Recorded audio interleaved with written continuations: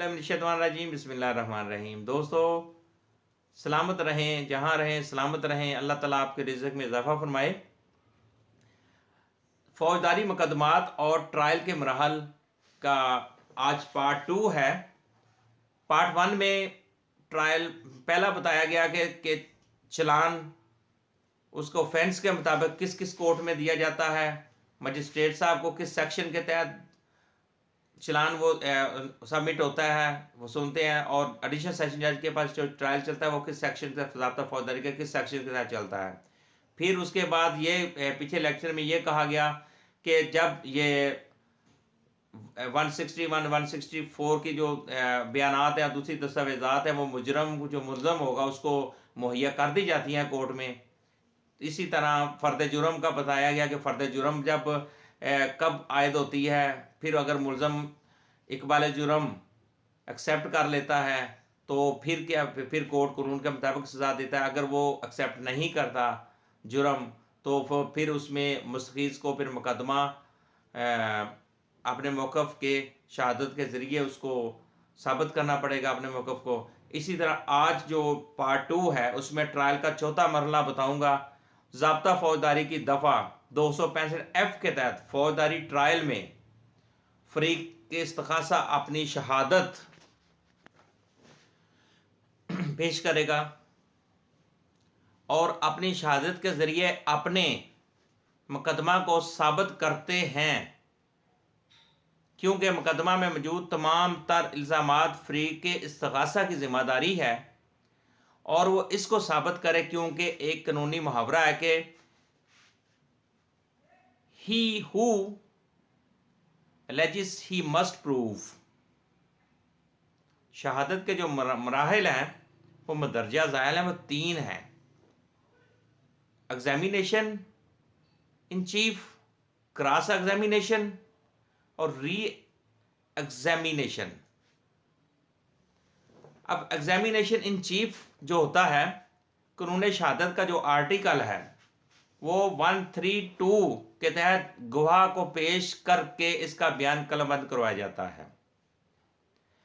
Cross examination number 2, वो कानून शहादत के आर्टिकल 137(2) के तहत मुखालफ फरीक के बयान पर जिरा की जाती है। इसको क्रॉस एग्जामिनेशन हम कहेंगे।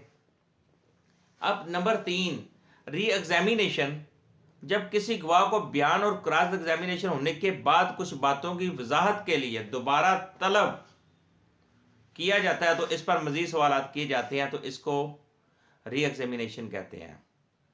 ये मरहल जो है वो 4 में कर रहा हूँ, पार्ट 2 का लेक्चर है। अब उसके बाद अगली चीज़ शहादत मुस्तगीज़, वेरी इंपॉर्टेंट।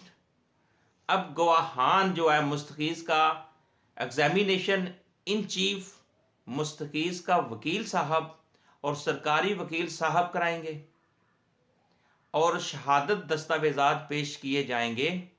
मुस्तदका जो दस्तावेज़ात हैं जो कि अदालत में पेश किए जाएंगे, इनको सुर्ख रंग से लगाया जाए, इसको एग्जिबिट लगाया जाएगा। और जो दस्तावेज़ात की नकूल होती हैं, जो उनकी कॉपी होती हैं, अटेस्टेड नहीं होती, असल ओरिजिनल नहीं होती, इनको मार्क लगता है। उनकी कॉपी जो होती है, नकल जो होती है, और जो दस्तावेज़ात दौरान तफ्तीश ना पेश की जाएं, इनको बाद अज़ एग्जिबिट नहीं लगाया जा सकेगा। ये इंतहाई वेरी इंपॉर्टेंट ये मरहल था, मरहला नंबर 4। अब मरहला 5 आ जाता है। मरहला ट्रायल का मरहला 5 जो है वो जीरा होती है, क्रॉस एग्जामिनेशन। अब जीरा क्या है? फौजदारी मुकदमात में जीरा में लीडिंग सवालात पूछे जाते हैं। कानून शहादत के आर्टिकल 136 के तहत लीडिंग सवालात पूछे जाते हैं। लीडिंग सवालात ऐसे सवालात करने वाला इन्हीं मंशा और तवक्को के मुताबिक जवाब हासिल करता है। एग्जामिनेशन इन चीफ जो है वो फ़रीक़े मुखालफ के एतराज़ करने पर लीडिंग सवालात नहीं पूछने चाहिए, एक पॉइंट। या री एग्जामिनेशन में भी पूछने चाहिए जब तक अदालत इस चीज़ की इजाज़त ना दे, इसकी इजाज़त अदालत से ना मिले। एक चीज़। दूसरी चीज़ ये बताऊंगा कि एग्जामिनेशन इन चीफ के बाद मुल्ज़म का जो वकील है गवाहान मदई पर जिरा करेगा। जिरा के अंदर मुल्ज़म के वकील को चाहिए कि वो अपना मौक़िफ़ मुदई और इसके गवाहान से निकलवाए। ये पॉइंट वाली दोबारा चीज़ बताना चाहता हूँ मैं कि जिरा के अंदर मुल्ज़म के वकील को चाहिए कि वो अपना मौक़िफ़ मुदई और इसके गवाहान से निकलवाए जो वो चाहता है। इसी तरह मुदई का जो वकील होता है वो अपना वो जो चीज़ वो मुल्ज़म से उसमें से निकलवाता है। अब जिरा में डायरेक्ट सवालात करने चाहिए। ये नहीं होता कि वो पीछे पीठ के पीछे पे सवालात के, वो जिरा में डायरेक्ट सवाल नहीं करने चाहिए कि बस अब एग्जामिनेशन इन चीफ को रिपीट नहीं होने देना चाहिए। अब जिरा के अंदर मदनी गवाहान मुदई तफ्तीश और डॉक्टर के बयानात में तजाद पैदा करना होता है कि उनको फसलाना होता है। यानी कि मुदई को अब मुदई के जो गवाहान हैं उनको उन और तफ्तीश के अंदर जो सवालात होते हैं वो और डॉक्टर के जो बयानात हैं वो उनको उनमें से तजाद डालना होता है किसी तरीके से। ये बंदा तजाद पर वो सपोज एक बंदे ने ए लिखा, अब उसको बी लिखा, सी लिखा, डी लिखा। अब इन सारों में तजाद, अब एक मुदई ने एक तफसील से ABCD पढ़ा होता है, उसको थोड़ा तजाद में उसके जो सवालात हैं जो डॉक्टर ने लिखा, जो तफ्तीश के अंदर मुदई ने बताया, इसमें इजरा के अंदर ये तजाद डालना पड़ता है, फिर वो केस उसका चांस होता है विन करने का। एक तो ये चीज़। दूसरी जी, नेक्स्ट, मुदई की शहादत पर शुक्र तशबीहात पैदा करनी होती हैं। नंबर नेक्स्ट, ऐसे सवालात नहीं किए जिससे एग्जामिनेशन चीफ की गलतियां दूर हो जाएं, जो उसमें मिस्टेक होती हैं, ऐसे सवाल नहीं किए। एग्जामिनेशन इन चीफ का हर हिस्सा पूछना ज़रूरी होता है। अगर पूछा ना जाए तो वो साबितशुदा तस्वर होगा, इसलिए सजेशन का तस्वर दिया गया है।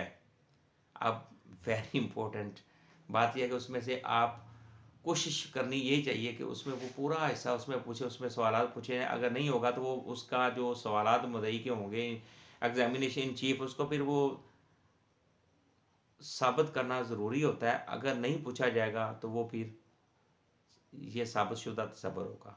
ये वेरी इंपॉर्टेंट है। अब ट्रायल नंबर 6, ट्रायल का छठा मरला क्या है? डिफेंस, मुल्ज़म का मौक़िफ़। अगर मुल्ज़म ने कोई मौक़िफ़ या डिफेंस लेता है तो वो भी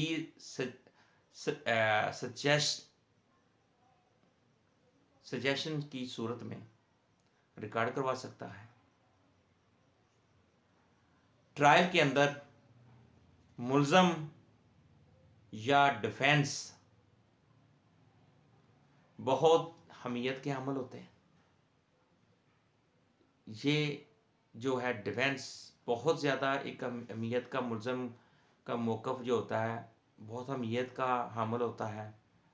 इसका मुल्ज़म अगर इसमें थोड़ी सी वो मिस्टेक कर गया तो नुकसान हो सकता है। एक चीज़।